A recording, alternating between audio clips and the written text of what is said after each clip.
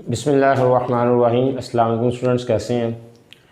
Okay students, जो आज का हमारा लेक्चर है that is the very important part of this chapter, also the important part of your paper, including one short question and one MCQ from this part. ठीक है, today your topic is scientific notation, errors and uncertainty and how we remove errors from the over physical measurements with the mathematical proof. ठीक है, तो अब यहाँ पे पहले हम उसकी जो थ्योरी है उसको चेक करेंगे और उसके बाद जो है उसका मैथमेटिकल सॉल्यूशन को भी चेक करते हैं कि हाउ वी रिमूव अनसर्टेनिटी।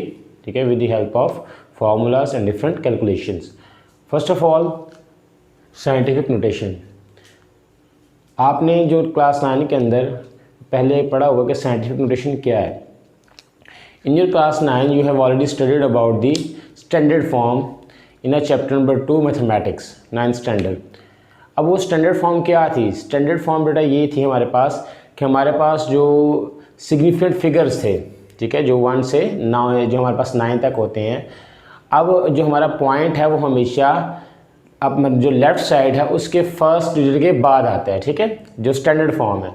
तो साइंटिफिक नोटेशन में क्या है, जैसे कि नंबर को पावर्स ऑफ जो 10 की पावर है उसके अंदर लिखना और साथ उसको स्टैंडर्ड फॉर्म में भी कन्वर्ट कर देना है। ठीक है, अब देखिए फॉर एग्जांपल मैंने यहाँ पे क्या लिखा हुआ है, एक नंबर है मेरे पास 134.7। अब यहाँ पे देखिए कि जो पॉइंट है वो इस जगह पे है, पॉइंट हमारे पास इस जगह पे है ना।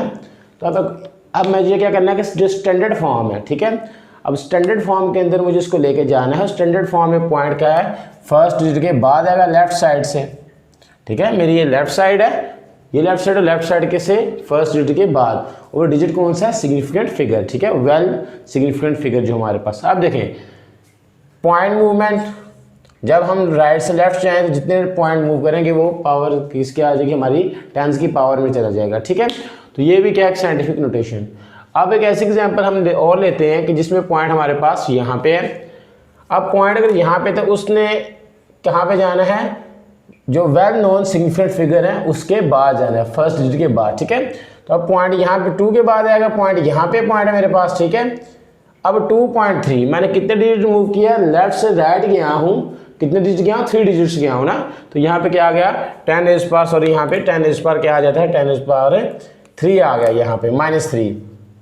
ठीक है, तो ये मेरे पास क्या चीज़ आ गई, ये है साइंटिफिक नोटेशन, और साथ क्या मैंने यूज़ कर ली, स्टैंडर्ड फॉर्म यूज़ कर ली। ठीक है, ये आप लोग क्लास जो 9 के अंदर वो आप लोग हमारे जो फिजिक्स था उसके अंदर पढ़ चुके हैं। ठीक है, अब हमारे पास जो दूसरी चीज़ है वो क्या चीज़ है कि हम लोगों ने प्रीफिक्सेस को भी यहाँ पे यूज़ करना होता है। ठीक है, अब आपको पता है जो प्रीफिक्सेस वो तो हमारे पास मल्टीपल्स ऑफ 3 है। यहाँ पे अगर मैं इस एग्जाम्पल में जाता हूँ तो मैं इसको फिर लिख सकता हूँ, कोई भी 2.3 है। अब मिली या मिली के साथ कोई ना कोई जो यूनिट होगा उसको हम लोग शामिल करके तो उसको प्रीफिक्सेस के साथ भी लिख सकते हैं। जो 10⁻³ को प्रीफिक्सेस के साथ वो एक सेपरेट केस आ जाता है। ठीक है, कि हम प्रीफिक्सेस को यूनिट से पहले कैसे करते हैं। ठीक है, अब हमारे पास जो है नेक्स्ट टॉपिक है एरर्स एंड अनसर्टेनिटी। अब जब स्टूडेंट हम लोग फिजिक्स के अंदर जब प्रैक्टिकल्स करते हैं, when we are doing practicals, तो हमारे पास जो एरर्स जो मिस्टेक होने के क्या होते हैं, चांस होते हैं। ठीक है, तो हमारे पास कोई भी फिजिकल मेजरमेंट ऐसी नहीं है जिसके अंदर सम लिमिट तक क्या है वो है अनसर्टेनिटी मौजूद ना हो या वो इम्प्रिसाइज मेजरमेंट ना हो। उसके अंदर फिजिक्स कहती है कि there are some imprecise, there is no measurement in a physical measurement in a physics which is imprecise. ठीक है, अब जो इम्प्रिसाइज मेजरमेंट है उससे क्या होता है, उसके अंदर थोड़ी सी क्या होती है, हमारे पास मिस्टेक हो जाती है। ये कि मैंने यहाँ पे लिखा हुआ है, all physical measurements are uncertain और इम्प्रिसाइज टू सम लिमिट, कि वो क्या होती है, इम्प्रिसाइज होते हैं कहाँ तक, सम लिमिट तक। अब वो लिमिट थोड़ी सी हो सकती है, हमारे पास पॉइंट्स में भी हो सकती है। ठीक है, 100th पार्ट ऑफ सेंटीमीटर है फॉर एग्जांपल लेंथ के अंदर है, 100th पार्ट ऑफ ग्राम भी हो सकती है। तो वो डिफरेंट लिमिट तक हमारे पास होती है according to our desired value. अब यहाँ पे हमारे पास देखिए कि वो जो हमारे पास स्टूडेंट एरर्स हैं वो कौन सी आती हैं। अब हमारे पास देखें कि फॉर एग्जांपल मेरे पास जो है, मैं पर्सन हूँ, प्रैक्टिकल कर रहा हूँ, एक मेरे पास स्टूडेंट है। ठीक है, अब डेफिनेटली मैं टीचर हूँ, अब मुझे पता है कि मुझे जब मैं प्रैक्टिकल करना है तो मुझे कौन कौन से जो है वो प्रिकॉशंस लेने हैं। अब स्टूडेंट को इस चीज़ का इल्म नहीं है कि वो कौन कौन से प्रिकॉशंस लेगा, प्रैक्टिकल तो करेगा लेकिन क्या होगा उसमें से मिस्टेक हो जाएंगे। ठीक है, अब वो जो मिस्टेक है वो है that is called a personal error which is a inexperience person, ठीक है। सेकेंड एरर क्या आ गई, सिस्टमेटिक एरर आ जाती है। सिस्टम क्या होता है, उसमें सिस्टम फॉल्टी हो सकता है। अब सिस्टम फॉल्टी होने से मुराद क्या है कि या तो उसको जंग लगा होगा, ठीक है, या क्या होगा उसके अंदर जीरो एरर होगी। अब अगर पर्सन इनएक्सपीरियंस है तो वो जीरो एरर को कैसे सॉल्व करेगा, ठीक है। उसके बाद जो हमारे पास थर्ड एरर है कि जो रैंडम एरर है, जो अननोन रीज़न की वजह से हमारे पास आ जाती है। फॉर एग्जांपल हम लोग क्या करते हैं, पेंडुलम की रीडिंग लेते हैं जो टाइम पीरियड की, वो हर दफ़ा मुख्तलिफ आती है। मैं आपको कहता हूँ भाई 3 से 4 रीडिंग लो तो हर दफ़ा क्या आ रही है, मुख्तलिफ आ रही है। अब यहाँ पे इस हम जो एरर को कहते हैं रैंडम एरर, तो क्वेश्चन राइज होता है कि how to remove these errors. सबसे पहले है पर्सनल। तो पर्सनल की एरर की सिंपल सी बात है कि वो उसको क्या होना चाहिए, स्किलफुल होना चाहिए पर्सन को, उसको तमाम चीज़ों के बारे में पता होना चाहिए कि हमारे पास कौन सी चीज़ें हैं और हमने जो प्रिकॉशंस हैं वो कैसे लेने हैं, और जो चीज़ को उसका फॉर्मूला कैसे सॉल्व करना है, उस प्रैक्टिकल को हमने सॉल्व कैसे करना है, ठीक है। तो वो आ जाता है पर्सनल। अब सिस्टमैटिक एरर को कैसे रिमूव किया जा सकता है, बाय द चेंज जो सिस्टम है हमारे पास, ठीक है, जो इंस्ट्रूमेंट आप उसको चेंज कर दें, ठीक है। या दूसरा क्या है कि अगर उसके अंदर जीरो एरर है हमारे पास तो हमें जीरो एरर को सॉल्व करना आना चाहिए, ठीक है। रिमूव तो हम कर नहीं सकते, अब हमारे पास ऑपरेटर्स वही है तो अब उसके अंदर जीरो एरर मौजूद है, ये हमें पता चल गया तो उसी पर्सन को पता चलेगा ना जो क्या है, जिसको इस चीज़ के बारे में पता है। तो हमें ये पता होना चाहिए कि हमने जीरो एरर को रिमूव कैसे करना है। थर्ड है रैंडम एरर। तो आपने एक चीज़ देखी होगी कि आप इन योर प्रैक्टिकल कॉपीज हम क्या कहते हैं कि आपको देर आर हम कहते हैं कि आप लोग जो है इस रीडिंग को 3 टाइम्स दें या 4 टाइम्स दें या 5 टाइम्स दें। हम क्यों कहते हैं, हम इसलिए कहते हैं कि रैंडम एरर होने की वजह से हम क्या कहते हैं भाई चलिए वैल्यू चेंज करके देखते हैं, तो फिर हम क्या करते हैं मीन लेते हैं उनका, ठीक है, हम एवरेज लेते हैं। तो एवरेज करते क्या होते हैं, हमारे पास एक उसके अंदर रीडिंग आ जाती है जिसको हम कहते हैं भाई ये हमारे पास मीन आ गया, तो फिर उसको हम क्या कर सकते हैं, रैंडम एरर को रिमूव कर सकते हैं। तो ये उसकी टाइप्स हैं और ये आगे लिखा हुआ how to remove these errors. अब जो नेक्स्ट हमारे पास स्टूडेंट क्वेश्चन है, जो हमारे पास टॉपिक है, that is a very important topic, that is a precision and accuracy. तो इस चीज़ को समझना थोड़ा सा कंसेप्ट माइंड के इसको आपने शार्प रखना है कि उसको कैसे सॉल्व करने हैं कि प्रिसीजन जो प्रिसाइज मेजरमेंट और एक्यूरेसी में फ़र्क क्या है। अब हम कहते हैं कि प्रिसाइज मेजरमेंट ऐसी होती है जिसके अंदर लेस एब्सोल्यूट अनसर्टेनिटी हो। अब एब्सोल्यूट अनसर्टेनिटी क्या है, एब्सोल्यूट अनसर्टेनिटी डिपेंड करती है हमारे लीस्ट काउंट के ऊपर। अब फॉर एग्जांपल मेरे पास एक स्केल है, अब स्केल के ऊपर जो सबसे स्मॉलेस्ट रीडिंग है आपको पता है वो 1 मिलीमीटर है। तो इसका मतलब कोई भी पर्सन अगर काउंट करता है रीडिंग और लेंथ फाइंड करता है तो वो 1 मिलीमीटर छोड़ सकता है, ठीक है। अब ये तो नहीं होगा 2 या 3 मिलीमीटर छोड़ दे, जो उसकी लीस्ट काउंट है वो उससे काउंटिंग में मिस्टेक हो सकती है। मीन्स के 1 मिलीमीटर और 0.1 सेंटीमीटर मीन के 10th part of a centimetre scale के ऊपर मीटर रूल के ऊपर उससे मिस्टेक हो सकती है।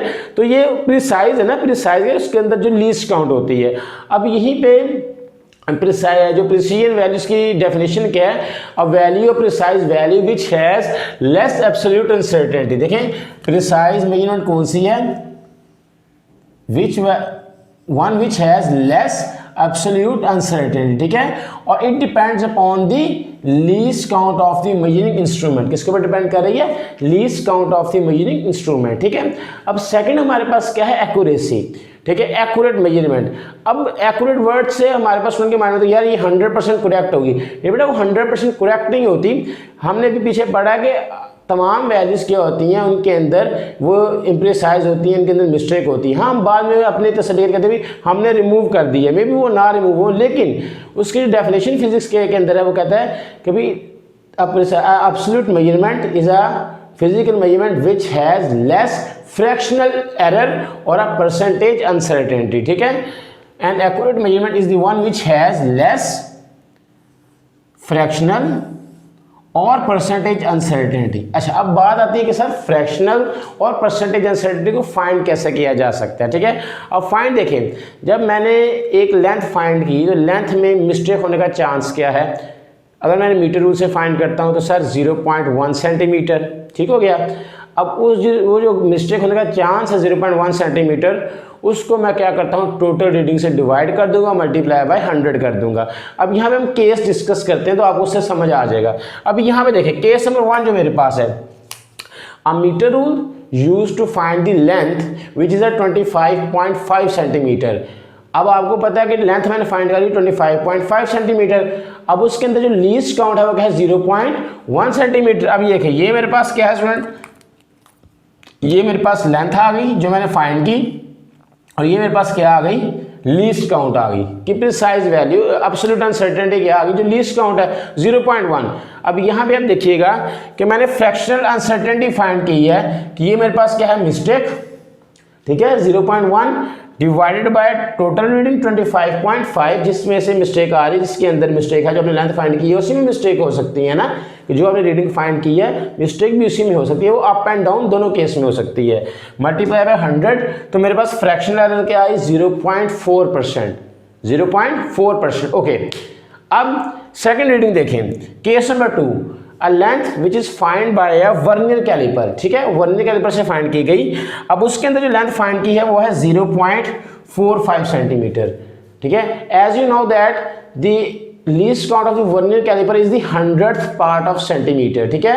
अब यहाँ पे देखें 100th पार्ट ऑफ सेंटीमीटर क्या आ गया, उसका लीस्ट काउंट आ गया। अच्छा यहाँ से अब दो बातें देखें, इसके अंदर प्रिसाइज 0.1 कि लेस नंबर ऑफ हम लोग यूज कर रहे हैं, इसके अंदर जो प्रिसीजन है क्या 0.01, ठीक है। अब यहाँ भी ये ज्यादा प्रिसाइज के मीन के ज्यादा लिमिट तक चला गया, अब उसने सेंटीमीटर के भी 100th पार्ट काउंट कर लिए तो मीन के वो और ज्यादा प्रिसाइज हो गया, और ज्यादा गहराई में चला गया, और ज्यादा उसने जाके अंदर से भी रीडिंग फाइंड कर लीजिए, ठीक है। ये हम वो जिस तरह स्टॉप वॉच में आप लोग करते हैं, मैकेनिकल स्टॉप वॉच में वो 10th पार्ट ऑफ सेकंड तक काउंट करता है, लेकिन डिजिटल में वो 100th पार्ट ऑफ सेकंड तक भी चला जाता है, कि मीन के वो और शॉर्ट टाइम भी फाइंड कर सकता है। तो अब जो और भी शॉर्ट टाइम फाइंड किया वो क्या है लेस प्रिसाइज है, ठीक है, और जिसने ज्यादा शॉर्ट टाइम फाइंड कर लिया वो क्या हो गया मोर हो गया।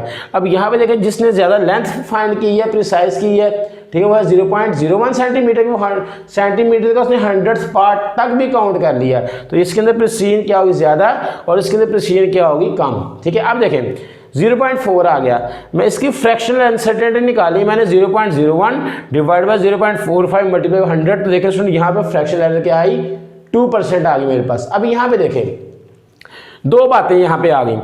अब अगर मैं एक्यूरेसी की बात करता हूं तो 0.4% एरर ज्यादा है फ्रैक्शनल एरर या 2% है, तो वाज़े नजर आ रहा है केस नंबर 1 में जो फ्रैक्शनल एरर वो क्या है 0.4 which is less than a case number 2 which is 2%। तो इसका मतलब जिसके अंदर लेस फ्रैक्शनल एरर होगी वो हमारी जो वैल्यू वो क्या होगी ज्यादा एक्यूरेट होगी।